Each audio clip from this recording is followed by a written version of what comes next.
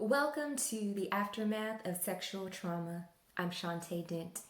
Tonight we are talking about triggers. Triggers, those experiences that we sometimes feel we can never get rid of, those triggers. Triggers basically are those moments when we encounter anything that reminds us of our trauma and it takes us back to that place. It's as if we are reliving it and experiencing the trauma all over again. There are many different types of triggers, and each trigger will vary for each individual depending on your experiences. And it can be a sound, a name, a song, clothing, a car. It literally is anything that takes you back to that place. I know that my triggers were very clear early on. I would feel anxious and relive my pain anytime I heard the name. That might be a given. You hear the name of the person who assaulted you and you may freeze up. You immediately go back to that place. Or for me, I also had triggers when I would see a car that resembled the same type of vehicle the guy who raped me drove. And so it was those items or anything that affected my senses, touch, see, hear, smell. Anything that reminded me of that traumatic event would set me off. And the way you respond, again, it just kind of depends on where you are. There are times where you may literally have an anxiety attack, or you're frozen, you literally feel stuck and you can't move, almost like you're paralyzed. Other times you cry, you have a breakdown, like a nervous breakdown where you feel like you were so out of control, because again, the triggers are so real that it feels as if you are reliving that traumatic experience. It takes you right back to that place, to that environment, to the location. And triggers can be traumatic all over again. So the point of today's segment is to help you work through those triggers. I have a quote that I often use when I'm teaching classes, and it says basically that triggers are not indicators that you have not healed. They indicate that you are a human being with memories. Now, unless you encounter a miracle and those events are like wiped away from your mind, then you won't have the memory of it. So anytime you see something that resembles your traumatic experience, it won't bother you or affect you. You don't have the memory. But I also believe that if you don't encounter that miracle, you can strengthen your muscle and experience these triggers in a different way. So for example, the car or the color of the car of the individual who violated me, it is what it is. When I used to see a car that looked like that, it affected me on a major way. But when I see it now, I'm not bothered. And it's because I had to create a plan and strengthen that muscle so that I would not fall apart each time I saw something or experienced a person, again, a song or a smell that reminded me of my trauma. So for example, you can, and I call this my toolbox, and I'm going to read a list. You can have a toolbox. So I love this term toolbox because we know that when someone is building a house or working on a project, they have a box full of tools and they pick out the necessary tools depending on the particular project that they are working on. So I call this a toolbox because depending on the type of trigger that you are experiencing, that will determine what item or items you need to extract from your toolbox. Your toolbox may literally be a physical, tangible box with items inside of it that help you work through those tough moments. Or your toolbox may be a list of things to do that, again, help you work through any type of trigger. Now, the reason why I'm big about having a toolbox, so for example, I love examples and analogies. Think about when you go through like fire drills at school or at home, and I'll use home for an example. In the event of an emergency, you, for the most part, I hope you do, you have a plan. You know what to do in case we experience a fire. Now we don't want it. We don't want to experience fire, but we know there is a chance that it could happen. So we create a plan. In the event that there is a fire, here's the plan. This is what we are going to do. And you, again, experience this at school as well. They have fire drills depending on where you live, tornado drills, because they want those students to know what to do in the event of an emergency. And why do we prepare ahead of time? Well, think about it. When you are in panic mode, a lot of times your brain shuts down and you're so frantic, your thoughts may not be as clear as they usually are when you're in a calm state. So when you're frantic and hyper and anxious and oh my God, I don't know what to do, and you're freaking out, then you're blocking those thoughts from flowing freely. And it's not as easy to create a plan or figure out what to do in that moment. So when you have a plan ahead of time, I believe it makes it a little easier to figure out, okay, this is what I need to do next. I remember I talked about this, I rehearsed this, I planned for this, and now it's time to implement it. I am still feeling anxious. My heart is racing and I can't believe it and I'm shaking, but I know what to do. So this is why I highly encourage a toolbox. I had a toolbox when I went through my healing process and it was very helpful. I didn't feel like I was winging it. I had a plan, a solid plan. And this toolbox for me, it was reassuring. I never felt like I was just out there hanging or alone. So my personal toolbox included talking to God, praying, writing in my journal. Earlier in my healing process, it included talking to my rape crisis counselor or my therapist. It included reaching out to someone in my inner circle, someone who understood and had empathy.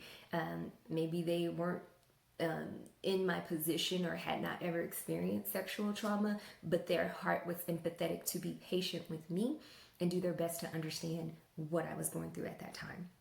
A few other items that I believe are could come in help hand, working out. I don't know about you, it depends on the extent of that trigger, but sometimes, you're triggered and you're a little pissed off. I'm mad, I'm angry all over again, and it's okay to have these emotions. I believe it's healthy. And you might feel like I need to work out, and your workout might be going to the gym or buying a punching bag and hey, just throwing some. I'm throwing some. I'm letting this anger out, and hey, maybe the punching bag is the violator. I'm just saying, do something that allows you to release what you're feeling. Listening to music or singing, crying. Sometimes just letting that out. You're sad, you're hurt. You want the tears to flow. Let them flow. You may want to dance. You may want to just do something physical to get your body moving and kind of get that negative energy out of your system. Reading inspirational quotes, listening to your favorite motivational speaker, maybe a pastor or just someone who lifts your spirits. I also feel like sometimes when we're triggered, we can feel very discouraged. As I mentioned in that quote, we might believe that we're not healed or we're not healing, we're not progressing along this healing journey, but you are. And this is what's important, that you can remind yourself that I am doing better. I may be feeling however you feel at that time, but I think it's also important that you acknowledge how far you have come, how strong you are. Here's another cool thing that I think is pretty amazing, especially if you're not in a place where you can physically get an item that helps you get through this trigger. Think about what brings you peace, joy, a sense of safety, what makes you happy, what makes you feel like you're free. Think about those things. And none of this negates the trigger. None of this says ignore that trigger, ignore the fact that you just heard a song that made you think about your violation. Ignore it and focus on something else. I am a firm believer that we must acknowledge denial leads to destruction. We must acknowledge what we are feeling. And one other form of acknowledgement, especially when your trigger is causing you to have an anxiety attack and just freak out. One thing I learned when I was a rape crisis counselor, the importance of grounding. So sometimes, again, I'll use the example of the car, for example. You may be out and about running errands or walking on the street, just out, and you see a car that resembles the same vehicle that your violator drives, and you immediately have a panic attack. So the first thing in the midst of all of those emotions is to get grounded and be realistic. Okay, wait a minute. Is that the violator? First, let me figure that out. Is that the person who violated me? If yes, and if you are in danger, then by all means, call the authorities. Go somewhere where you are safe, because that can happen. Some people can encounter the person who violated them, and unfortunately, they're no longer safe. So there are times where it's very realistic. Where no, it's not that looks like the car. That is the car. That is the person who violated me. So when you're in that situation, you seek help and you seek safety first, no matter what. You don't, so that you're not putting yourself in danger by being in that same space as this person. Another thing is, again, if this is not the individual who violated me, who raped me, who assaulted me, and it's a resemblance, then talk to yourself. This is where I feel like, I always think it's okay to talk to yourself, but especially in these types of situations. Okay, Shantae, take a deep breath.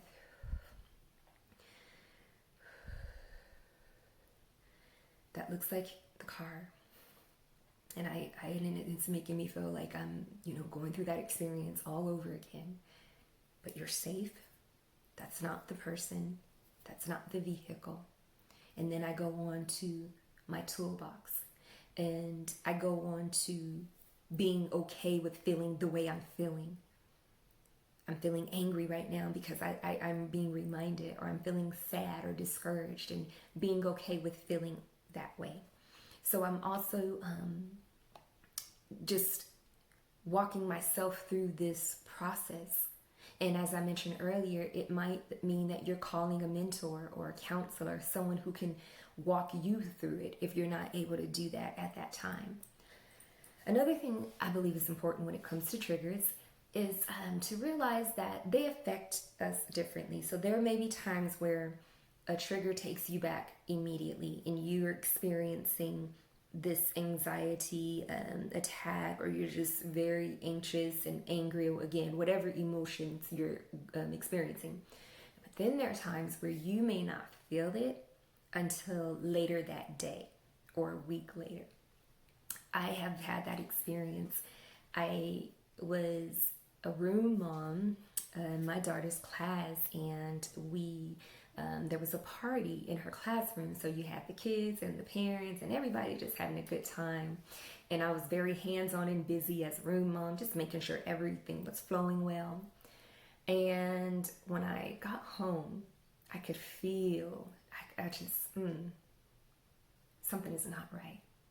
And I am a self-evaluator. I try to, okay, Shantae, what's going on? Why do you feel this way? I talk myself through scenarios. So I began feeling a little off, and I did go down those steps. What did you do today?